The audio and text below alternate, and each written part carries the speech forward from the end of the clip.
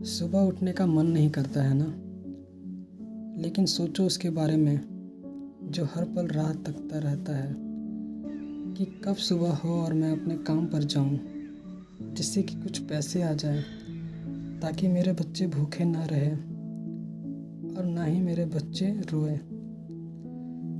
तो आप में से कुछ लोग ये सोच रहे होंगे कि मैं किसके बारे में बोल रहा हूँ, लेकिन कुछ लोगों को यह पता चल गया होगा कि मैं किसके बारे में बोल रहा हूँ। Yes, I am talking about father. और मैं हर उस पिता के बारे में बोल रहा हूँ जो अपना खुद का कुछ परवाह किए हुए अपने काम करने के लिए निकल जाते हैं, चाहे वह कोई सा भी मौसम क्यों ना हो। मौसम का एक अलग ही मज़ा होता है ना, लेकिन किसके लिए? जिसके पास सभी सुख सुविधाएं होती हैं उनके लिए।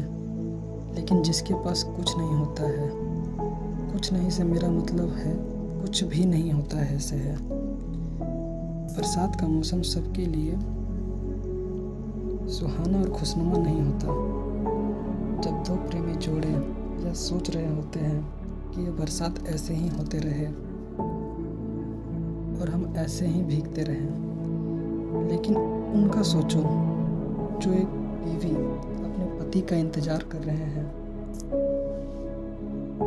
और उन बच्चों के बारे में सोचो जो एक आस लगाए हुए बैठे हैं कि मेरे पापा आएंगे और हमारे लिए कुछ लेके आएंगे।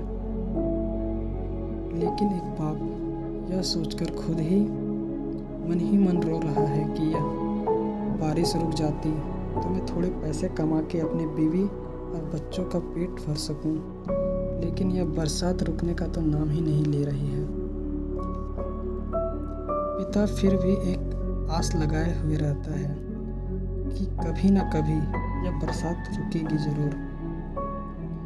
अगर यह नहीं रुकी तो बरसात तो होगी, लेकिन उसमें हमारा सारा दुख दर्द बह जाएगा। शायद पिता की आस पर भगवान को भी तरस आ गया हो, तभी तो वह पिता जिसके बच्चे उसका बेसब्री से इंतज़ार कर रहे थे, वह पिता उतना अपने बच्चों को दे नहीं सका। लेकिन बीवी समझ गई थी कि वह भूखे हैं, और जो भी कमाया है वह उन्होंने अपने बच्चों और मेरे लिए ला दिया है, खुद के लिए कुछ रखा भी नहीं। इसलिए कहता हूँ कि पिता होना आसान नहीं होता, बहुत कुछ सहकर भी मुस्कुराना पड़ता है। इसलिए अपने पिता की इज्जत किया करो, क्योंकि यह छाया सबके नसीब में नहीं होती। और पिता बनना और एक अच्छे पिता बनने में फ़र्क होता है। इसलिए मेरा मानना है कि हर कोई पिता भी नहीं बन सकता।